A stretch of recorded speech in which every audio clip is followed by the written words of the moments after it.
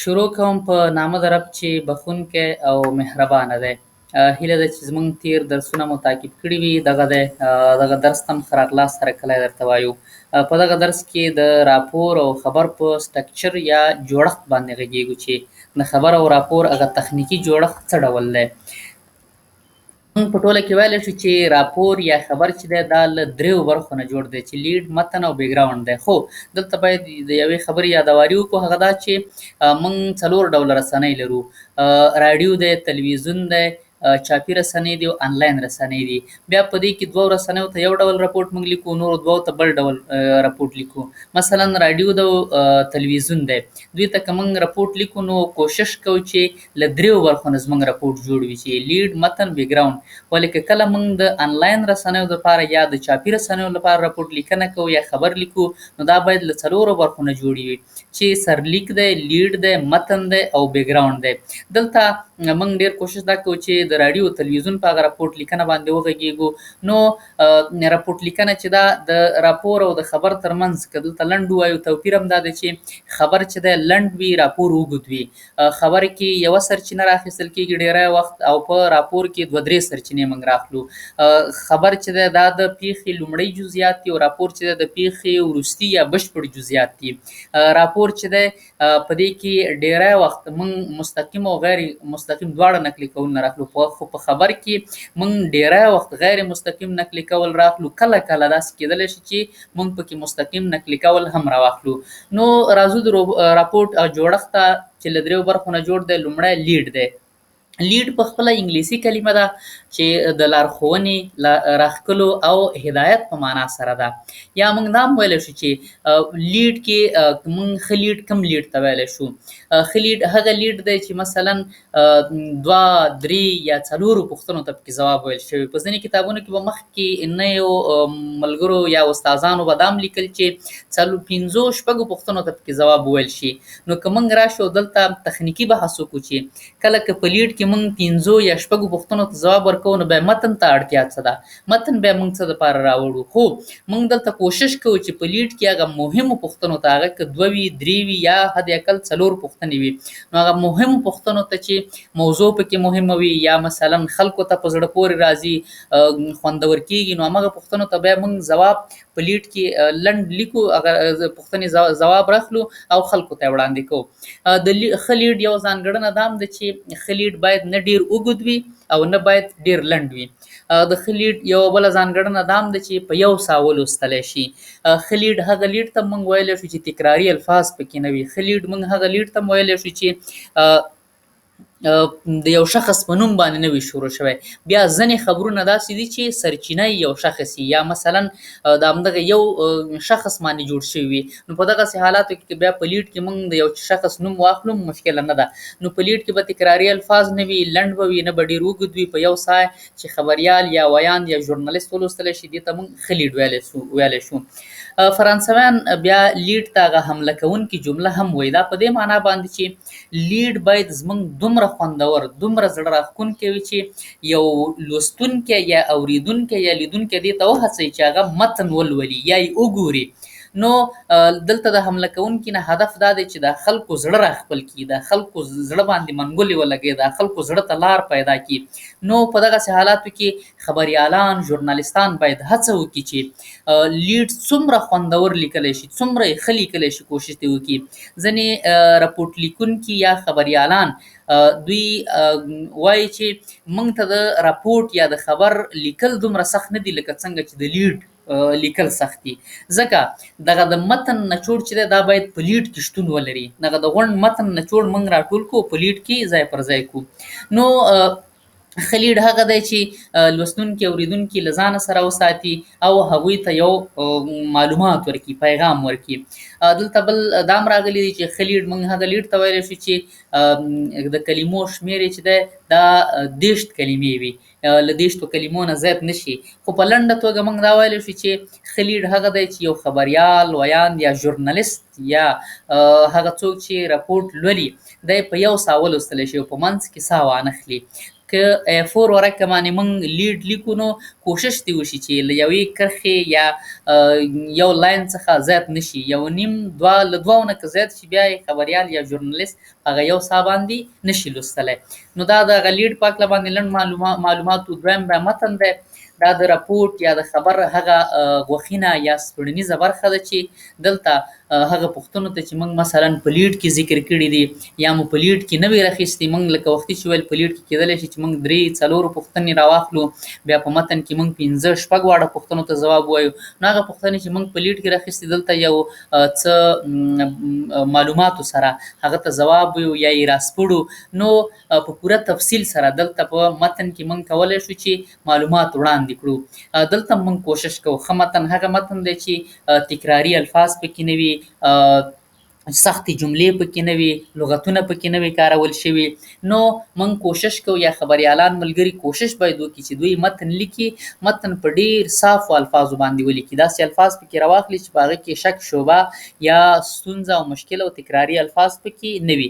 نو متن د رپورټ یا د خبر هغه دویمه مهمه برخه ده چې وبخښئ په دې کې خبریالان ژورنالیستان هغه د موضوع عمق ته یا بیخ ته ښکته کیږي او موضوع خلکو ته تحلیلي یا یې تفصیل کوي یا یې د معلوماتو شواهدو اسنادو سره هغوی ته وړاندې کوي. نو د دې پسې بیا د راپورټ هغه دریمه برخه ده چې موږ ورته بیکګراوند وایو، خو له بیکګراوند نه مخکې موږ باید په متن کې چې څه راخلو هغې ته پاملرنه وکړو. په متن کې ډیری وخت موږ نقلي کولونه راخلو، هغه که خبر وي که راپور وي. نقلي کولونه موږ له کومه کوو؟ دا له سرچینو څخه راخلو. په ځینې کتابونو کې لیکل شوي چې سرچینې په ټوله کې په 2 ډوله دي، چې یو رسمي سرچینې دي، یو غیر رسمي سرچینې دي. که ژوند بیا به کله په سرچینو باندې هم تفصیلي وغږیږو، خو دلته لنډ ویلی شو هر هغه اداره، ارګان یا شخص چې موږ ته اطلاعات راکوي یا معلومات راکوي عبارت له سرچینې څخه ده.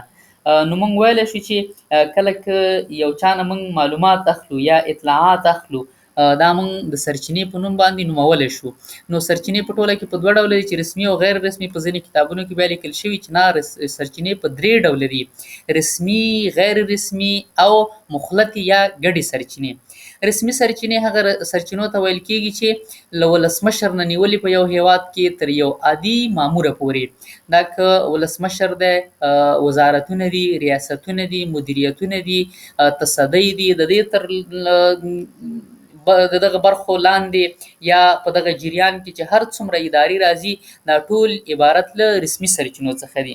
غیر رسمي سرچینې بیا هغه سرچینو ته ویل کېږي چې دوی د افغانستان هغه اساسي قانون یا ځینې قوانینو د سیوري لاندې فعالیت کوي، لکه خصوصي مکاتب شو، خصوصي ادارې شوې، خصوصي موسسې شوې، نورې شوې.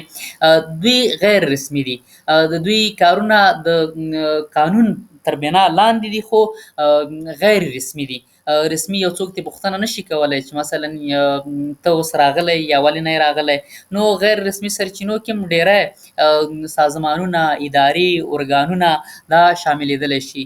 مخلطې یا ګډې سرچینې هغه سرچینو ته ویل کېږي چې په ځینې حالاتو کې د دوی خبره منل کېږي، خو په ځینې حالاتو کې د دوی خبره بیا نه منل کېږي. یا په بل عبارت نه موږ ویلی شو که یو ښه مثال یې ورکړو، په کلیو یا په ښارونو کې دغه د وکیل ګذران چې ورته وایي یا ملکان، دا غیر رسمي سرچینې دي.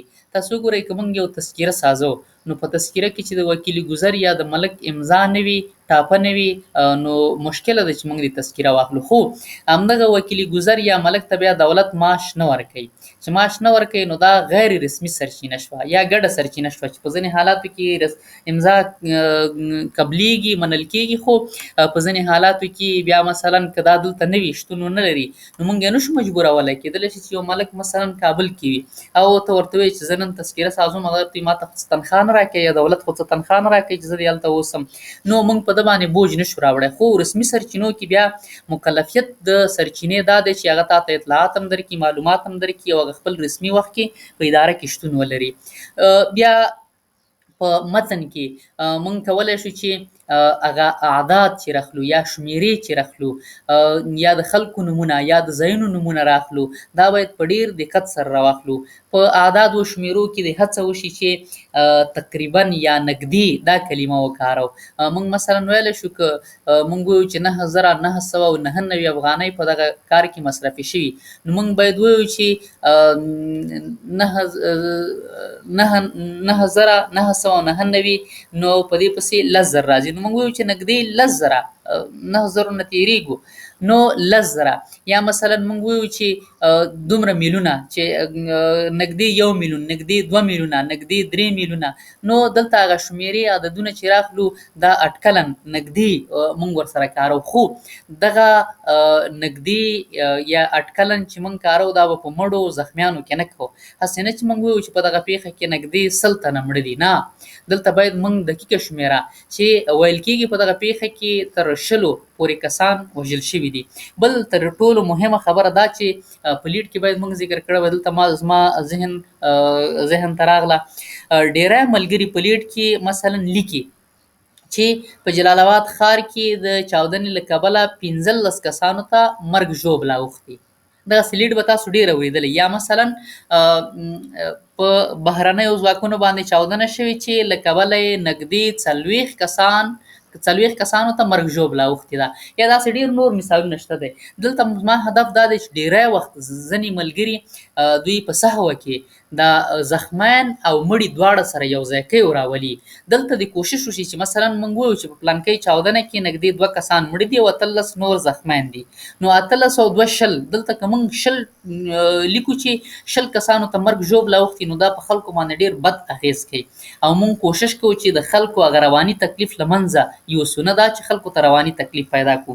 نو دلته هم د هغه مړو زخمیانو د دې د جمع کولو نه باید موږ تیر شو، زخمیان په خپل ځای کې راوړو، مړي په خپل ځای کې راوړو، او دغه د شمیرو عددونو په برخه کې موږ باید کوشش وکړو چې دقیقې شمیرې په مړو زخمیانو کې. ولې که د مصارفو ځینې ادارې لیکي چې مثلا یو لوی عدد یې لیکلی چې 2 لکه 32,000 دومره دومره دومره، نو نږدې موږ وایو چې مثلا کېدلی شي چې یو څوک ولیکي چې 2 لکه 28,921 افغانۍ په دې شي باندې په دغه کار باندې مصرف شوي دي. نو دلته موږ 2 لکو په ځای باندې لیکو چې نږدې 3 لکه، ځکه هلته 3 لکو ته نږدې. نو په دغسې حالاتو کې باید موږ کوشش وکړو چې هغه اټکلا نږدې شمیرې یا عددونه وټاکو. په نومونو کې هم کوشش باید وکړو، دا هېڅ شرم نه دی چې موږ د اشخاصو نومونه راخلو، باید بیا له سرچینې سره اړیکه ونیسو، د خپلو خبریالانو ملګرو سره اړیکه ونیسو چې دغه نوم خو به ما غلط کړی نه، یا ځینې نومونه لیکل کېږي یو ډول لوستل کېږي بل ډول. دلته هم باید خبریالان ملګري کوشش وکړي چې څنګه یې هغه صحیح لوستل وي یا څنګه صحیح لیکل کېږي هغه باید موږ درست ولیکو. د ځایونو نومونو په هکله باندې هم همدا ډول باید موږ له ملګرو خبریالانو سره تل په اړیکه کې اوسو او پوښتنه کول شرم نه دی. ولې که موږ یو څه غلط ولیکو یا یې خلکو ته ناسم وړاندې کړو، دا بیا د رسنۍ هغه باور هم زیانمن کوي او خبریال باندې خلک بل ډول ګمان کوي. د متن نه وروسته بیا د خبر بیکګراونډ دی چې په دې باندې خبر یا رپورټ پای ته رسیږي، یا د رپورټ خبر هغه وروستی برخې ته موږ بیکګراونډ وایو. دغه وروستی برخه کې ځینې شیانو ته موږ باید ډېره پاملرنه وکړو. په ځینې کتابونو کې د بیکګراونډ لپاره د شالید، پس منظر یا وروستی برخې کلمې هم کارول شوي دي، خو دا د خبر یا د رپورټ هغه وروستی برخې ته بیکګراونډ ویل کېږي. دلته باید موږ کوشش او هڅه دا وي چې له سوژې یا د موضوع سره تړلې موضوع راواخلو او خلکو ته یې وړاندې کړو. دې ته موږ څه شی وایو؟ بیکګراونډ وایو. په بیکګراونډ کې موږ هڅه کوو چې دا د رپورټ خبر وروستی برخه ده، په دې کې موږ کوشش کوو هڅه کوو چې له موضوع سره تړلې یوه بله موضوع چې هغه هر ډول نږدېوالی یا اړیکه ولري یا موږ لینک ورکوو یا اړیکه ورکوو هغه راواخلو خلکو ته یې وړاندې کړو. بیکګراونډ چې دی دا بیا موږ په 3 ډوله وړاندې کولی شو. په 3 ډولو کې موږ ویلی شو چې لومړی د حال بیکګراونډ دی.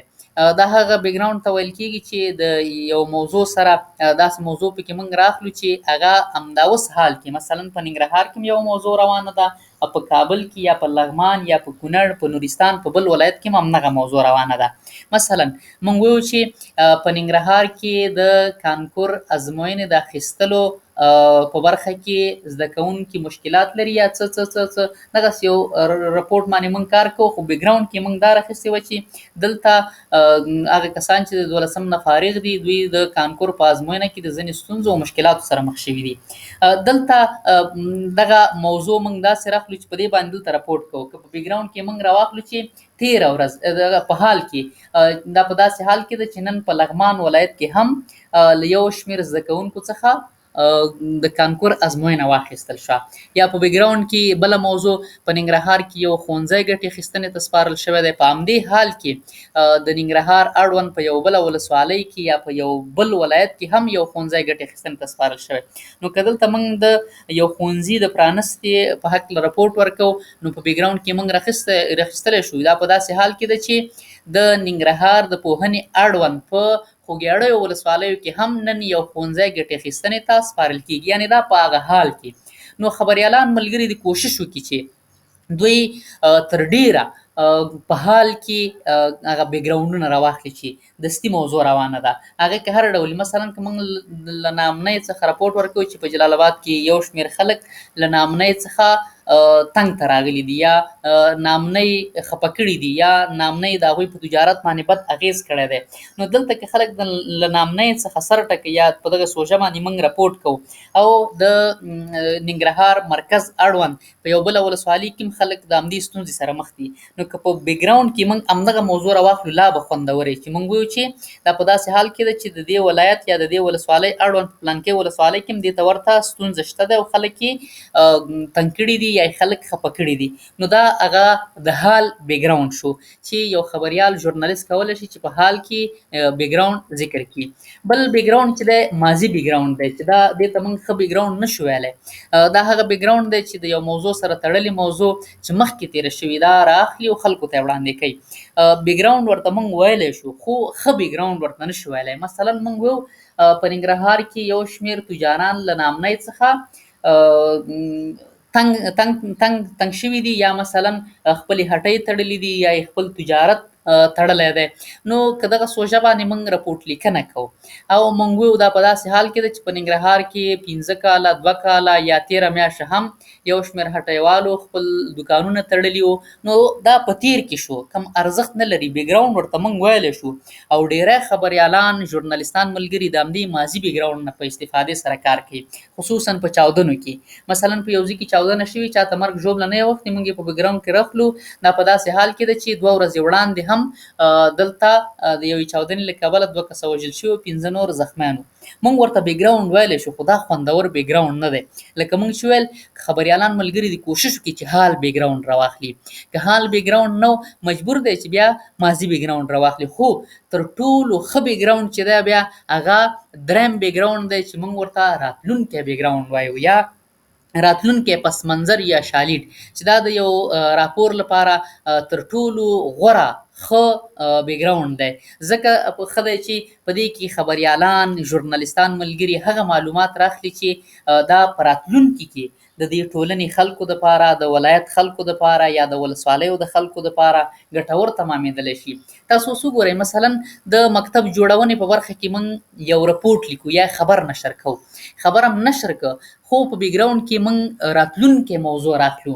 موږ مثلا ویو دا په داسې حال کې ده چې د ننګرهار پوهنې رئیس حسیب الله شینواری وایي په راتلونکي 2 کلونو کې 15 کلونو کې په ننګرهار کې یا خصوصا مثلا په پلانکۍ ولسوالۍ کې دوی نه غواړي چې بل ښوونځی ګټې اخیستنې ته وسپاري.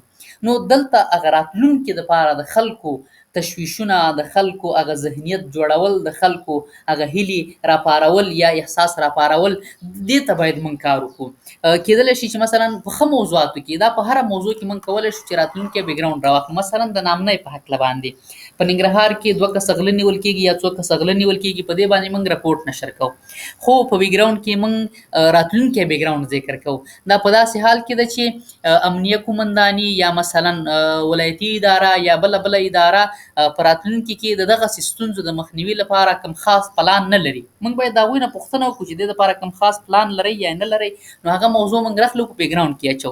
تاسو وګورئ مثلا په جلال آباد کې بغلا کېدلې د رشقاو په وسیله باندې په اوله کې د موټرسایکلو په وسیله باندې موټرسایکل بندې شوې، بیا په لویو لارو کې خلک ودرېده د رشقو په وسیله باندې، رشقو کې هم اوس هم کېږي خو په لویو لارو کې خلک ودرېږي.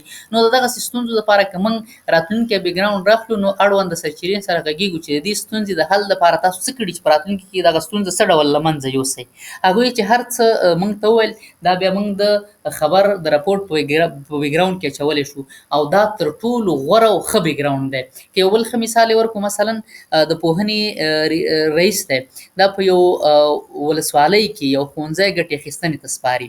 ولې د دې رئیس نه موږ پوښتنه کوو چې آیا په راتلونکي 5 کلونو کې یا 10 کلونو کې تاسو په پلان کې لرئ چې په همدې ولسوالۍ کې بل کوم ښوونځی ګټې اخیستنې ته وسپارئ؟ که د هغوی ځواب نه و نو موږ په بیکګراونډ کې راخلو چې د پوهنې ریاست د مسؤلینو په وینا باندې دوی په راتلونکي 5 کلونو کې هیڅ پلان نه لري چې په دې ولسوالۍ کې دی بل ښوونځی ګټې اخیستنې ته وسپاري. نو هغه خلک چې هغوی په کلي کې ښوونځی نشته دی یا ښوونځي ته څو کیلومتره مزل کوي، نو هغوی راپورته کېږي او د خپلو حقوقو غوښتنه کوي. ولې که دغه اړونده سرچینه موږ ته ووایي چې هو موږ په راتلونکي کال کې 5 کلونو کې غواړو چې په دې ولسوالۍ کې 2-3 ښوونځي نور هم ګټې اخیستنې ته وسپارو، نو څومره خوندور بیکګراونډ به راشي چې د پوهنې ریاست د مسؤلینو په وینا باندې دوی په راتلونکي 5 کلونو کې غواړي چې په همدې ولسوالۍ کې 2 یا څو نور ښوونځي هم ګټې اخیستنې ته وسپاري. نو د خلکو هیلې راتلونکي ته لا هم ښه کېږي او یو هیله مندي ورسره پیدا کېږي. نو خبریالان ملګري دي لومړی کوشش وکړي چې دوی د راتلونکي بیکګراونډ نه استفاده وکړي. که د راتلونکي بیکګراونډ کې ستونزه پیدا کړه یا معلومات ژر پیدا نه کړه نو کوشش دې وکړي چې په حال بیکګراونډ کې معلومات وړاندې کړي چې دا بیا ښه بیکګراونډ دی. او که نه شو نو په راتلونکي بیکګراونډ کې خاص موضوعات ډېر زیات دي او درې واړو ته موږ بیکګراونډ یا شالید پس منظر ویلی شو. نو دا د هغه بیکګراونډ په هکله باندې لنډ معلومات وو. په بیکګراونډ کې موږ ډېرې کیسې نه راخلو، د لیډ غوندې لنډ موضوع ته اشاره پکې کوو، راخلو خپل راپورټ خپل خبر په همدې باندې پای ته رسوو. د راپور د کلمو د شمېر په هکله که له موږ نه وپوښتل شي نو په لنډ ډول موږ ویلی شو چې د ځانګړي راپورټونو دپاره یا هغه راپورټونه چې تاسو یې اوس مهال په راډیوګانو کې تلویزیونونو کې ګورئ نو د 350 نه نیولې تر 400 کلمو پورې حد اقل 500 کلمو پورې موږ کولی شو چې دغه د راپورټ د کلمو شمېر دا راواخلو. ځکه ځینې موضوعات داسې دي چې کېدلی شي چې هغه د 300 320 کلمو پورې شي، ځینې موضوع داسې چې هغه خوندوره خلک یې لږه تحلیلي راخلي، څو سرچینې پکې راخلي، نو 400 کلمې شي یا له 400 کلمو نه لږ اضافه والی یا کموالی پکې راشي مشکل نشته. نو ښه راپورټ بیا هغه دی چې په لنډو الفاظو کې په کمو الفاظو کې تکراري الفاظ پکې نه وي، سخت لغتونه پکې نه وي، تکراري سرچینې پکې نه وي، تکراري نقلي کولونه پکې نه وي. نو موږ له 350 نه تر 400 کلمو کولی شو چې یو موضوع راواخلو خلکو ته یې وړاندې کړو. نو په دې هیله چې له دغه درس څخه چې د راپورټ یا خبر سټرکچر جوړښت چې له 3 برخو نه لیډ، متن، بیکګراونډ یو څه مو اخیستې وي او په خپل مسلکي برخه کې استفاده ترې وکړئ او له نور ملګرو سره هم شریک کړئ. د یوې بلې موضوع د یوې بلې ویډیو پورې مو تر هغې ماته اجازه راکړئ. هر چیرې چې یاستئ په لوی الله مو سپارو، خوشحاله شئ او ښه وختونه ولرئ.